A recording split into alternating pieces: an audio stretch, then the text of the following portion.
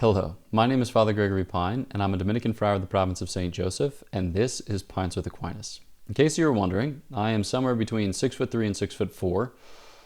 For those of you who do better with centimeters, that's like somewhere around 192 centimeters. Why do I mention this? Well, because when I meet people, they often say, "You are taller than I thought you were." So, you have been forewarned. Is that pertinent to this video?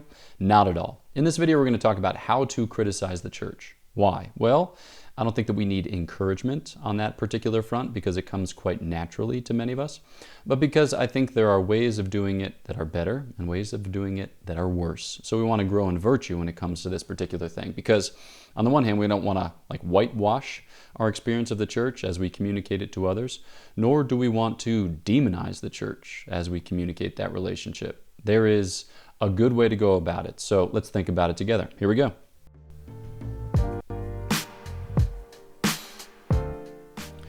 Okay, I'm increasingly conscious of the way in which we, somewhat unconsciously, adopt the stance of our contemporaries.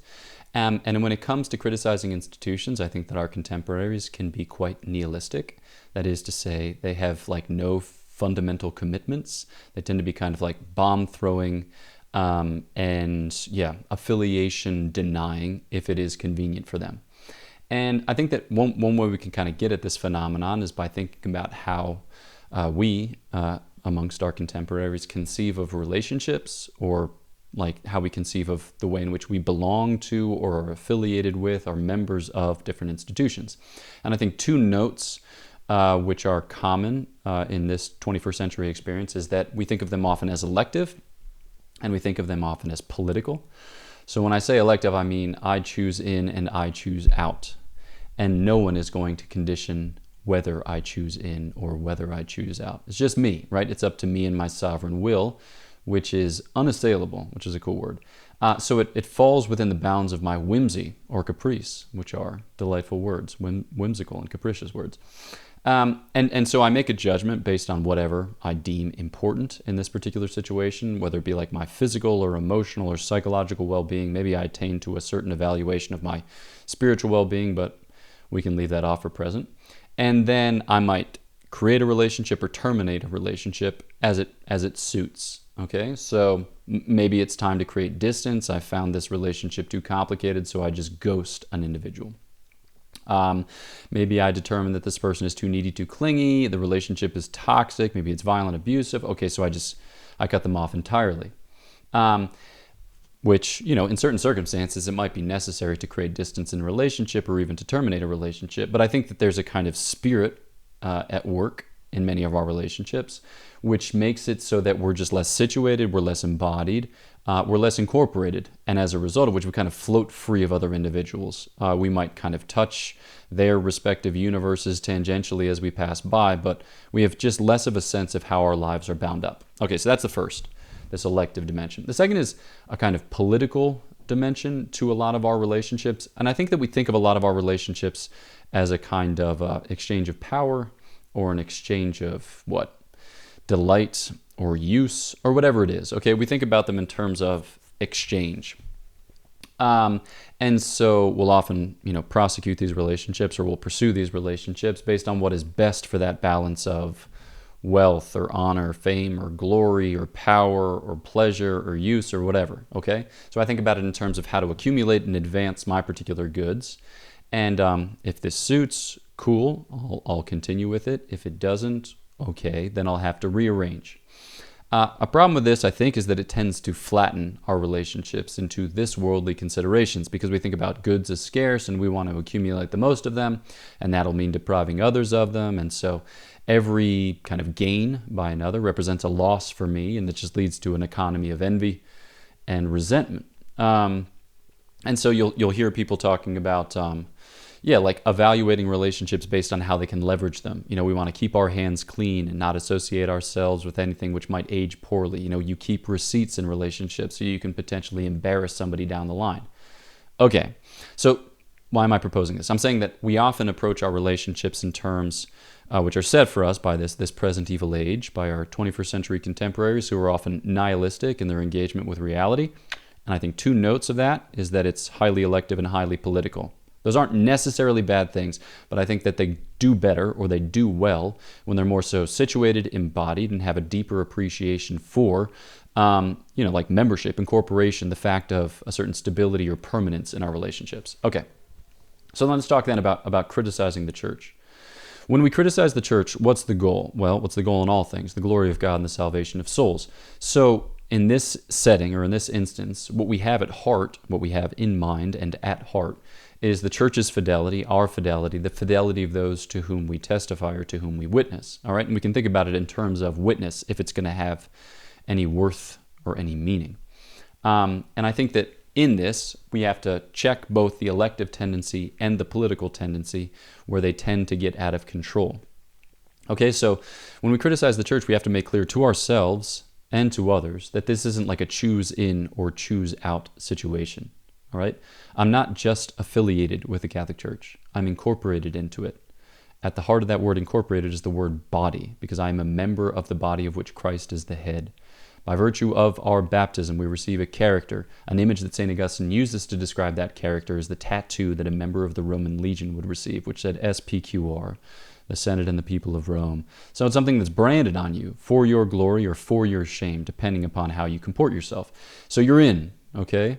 Now, obviously, people can choose against by heresy or schism or apostasy. But like when we criticize the church, we're seeking to cultivate the habits of mind and heart which help us to know it and love it better, right? To serve its fidelity and our fidelity to the church, okay?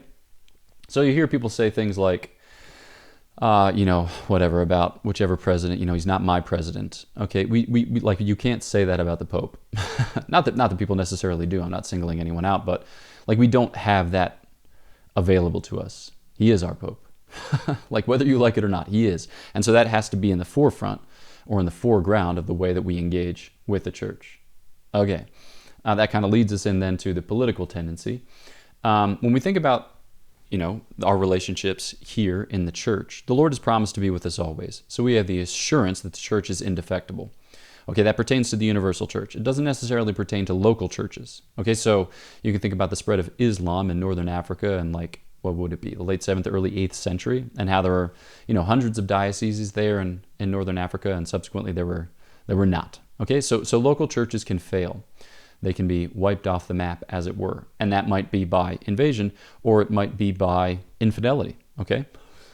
So when it comes to, the synodal way in Germany, a lot of people are anxious that the church might enter into schism. Okay, it might, right? The Lord has promised to be faithful to his church, to be present to it always. That's the universal church. But the local church in Germany, in some way, shape, or form, might fail, okay? That's a possibility. But that need not cause us... obviously there's an acute anxiety associated with that for German Catholics, because it's like a deep, deep betrayal. But still, you have the assurance, the fixed, the firm, the stable assurance that the Lord will be with you always, and that he will provide you means necessary for your flourishing and salvation. Okay? So then when we criticize the church in this setting, we think about it again more in terms of testimony than in terms of lobbying. There are going to be political arrangements at work in the church, maybe even political machinations, to speak about them less sympathetically. But the church's life and our fidelity to that life is always going to transcend the merely political. Okay, it has to think, like I said, more in terms of testifying than in terms of lobbying, even while lobbying may be important at a particular time and place and in particular circumstances. Okay, so when we criticize the church, if we do, we want to criticize the church from a salvation historical perspective, with this greater stability and fixity from a vantage of faith, hope, and charity, because that's what matters. Okay, so then let me propose a couple images for criticism, and then just draw out some takeaway points when it comes to our practice. Okay, so I think one image for how you might criticize the church is, you can think about it in terms of how you criticize your family. Okay, when we criticize our family, we're always cognizant of the fact that at the end of the day, it's our family. Okay, like St. Thomas will talk about the quasi-potential part of justice. Jargony, Father Gregory, keep going. All right, so the virtue of piety. I love my parents in a kind of justice, right? So I owe my parents a kind of subordination or submission, or a kind of deference or respect, honor, because they've given me life. And he extends that logic to one's country. So you recognize that fact. Otherwise, you live in constant rebellion against it, and that has a claim on you. And so when we criticize our family, we criticize that to which we pertain, which has a claim on us, and which we cannot escape. Even while we might set ourselves up against it, it remains the case that it's our family. So this is, it's situated in terms of blood, and it's situated in terms of love, not just an elective or political love, but a love which is a matter of a likeness, which is a matter of, a goodness made accessible by knowledge. So when we criticize our family, there are things that you say and there are things that you don't say, right? Because you have greater sensitivity, you have a greater vulnerability in the presence of your family because they know you better. They ought to love you better. And so when we often go home, we feel ourselves to be at our worst because, we can pick each other apart. And so that should make us, more solicitous for the good of the other, more attentive, as it were, to the other's good. So when we criticize our family, we do so with this cognizance that it's mine and I'm its. So one maybe takeaway point from this is that there can be a kind of discretion which needs to be present. We have to be discreet, or we have to exercise discretion in our criticism of the church, because we don't want to be violent because you have to live with these people, okay? It's easy to be violent on the internet, but it doesn't really amount to much because you can flail and gnash your teeth and do all kinds of crazy things, but as long as you don't read the comments, there's not going to be much in the way of consequences. But there are consequences when you criticize at home because you have to live with those people. Sometimes you have to sleep in the same bed as those people. In the case of married people. In the case of kids that share the same bed. So we need to be conscious of the way in which our criticism might potentially wound, and then how we are responsible for healing those wounds. So there are certain sadnesses in life which are just meant to be brought to the Lord. That doesn't mean we cover them up, but it also doesn't mean that we expose all of the ugliness. Sometimes we need to be careful in the way in which we navigate that. Okay, another image. You might think too about how you criticize your alma mater. For some of you, you're like, I don't care. I went to a community college. I feel nothing for it. Some of you are like, I went to an elite school and I'm embarrassed that I went to an elite school because I can't mention it with people mentioning the fact that I'm mentioning my elite school. Mention. Here I'm thinking about my own experience, so I'm just going to talk about that. So I went to Franciscan University of Steubenville in the United States in conservative Catholic circles. I should just say in faithful Catholic circles, because it's not so much a matter of conservative or liberal, but you have a handful of schools, these Newman Guide schools, which uphold the faith in its integrity and provide a healthy environment for which students can, look to their teachers and their administrators to give them the faith. Okay, so people who have gone to these schools sometimes have arguments about which one's better. So you got Christendom and University of Dallas and Benedictine and UMary and ... I will have inevitably left your school off, so my apologies. Okay. Now, when you make comparative claims among these, sometimes, it's people will come at you and be like, wow, Steubenville is thus and such and blah, blah, blah. And I'm like, bruh. It's easy does it. Steubenville's doing a beautiful thing and it's making missionary disciples. So when I'm with Steubenville friends, we can be pretty candid about Steubenville's deficits or excesses or however you want to describe it. But it's easier to share those types of things because it's in this setting of love. Whereas when I'm talking to other people, it's bruv, come at me. I don't want to be involved in this type of conversation because I don't know that you know my school in the way that I know my school. So I can't rely upon you to sympathize with my school in the way that I sympathize with my school. So I think setting matters, and I think that kind of baseline love is super important to bring to bear on the conversation. So maybe a takeaway point from this is that we should think about the way that we criticize in terms of edification.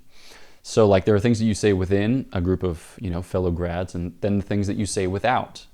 You might not speak as vociferously or vehemently about excesses and defects in those situations. And that's not, again, because you're embarrassed about them or because you're covering them up. It's just because you're being, like I said, discreet.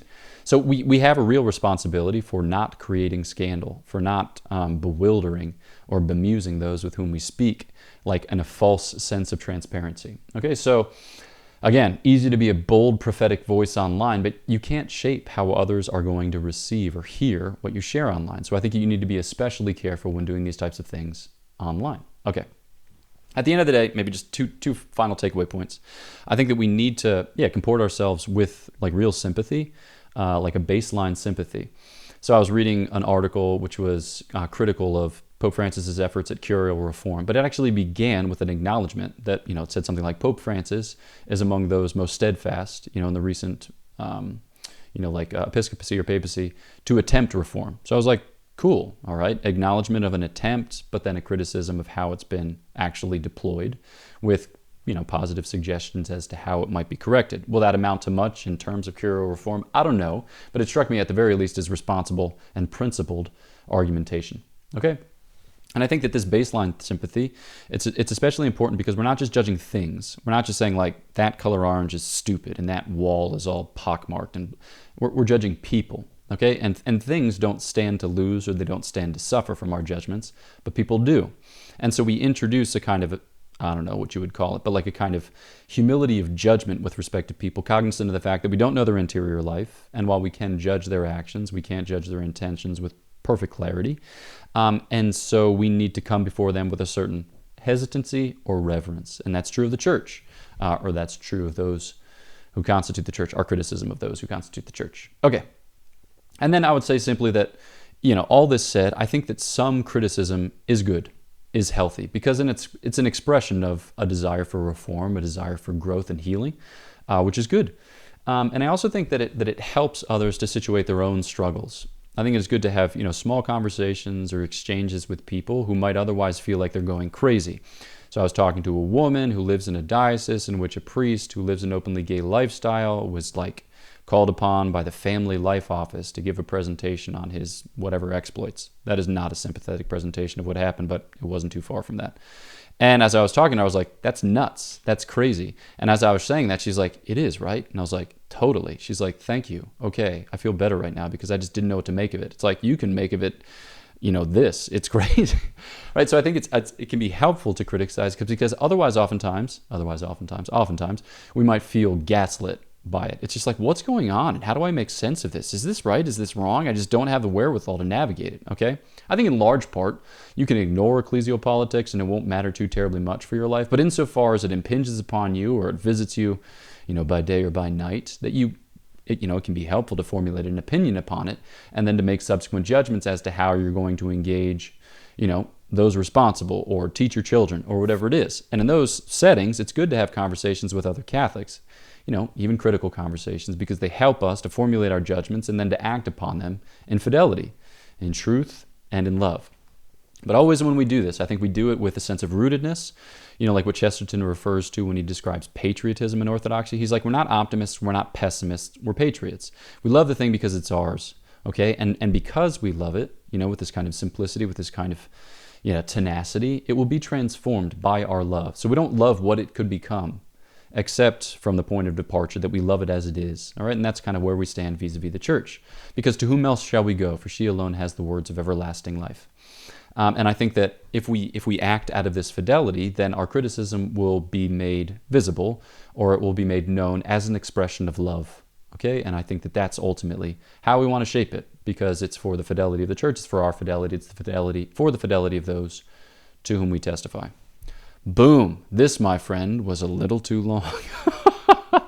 But that's what I wanted to say. Okay, 3 quick announcements. One of them is different. Stay tuned. First, this is Pints with Aquinas. If you haven't yet, please do subscribe to the channel, push the bell, and get sweet email updates when other cool things come out. Second, I pertain to a podcast called Godsplaining, which is awesome. And we had an episode come out recently called Is It the Pope's Fault? So you might want to check that out because it's pertinent. I'm not on it, but 2 wise and hilarious fellows are.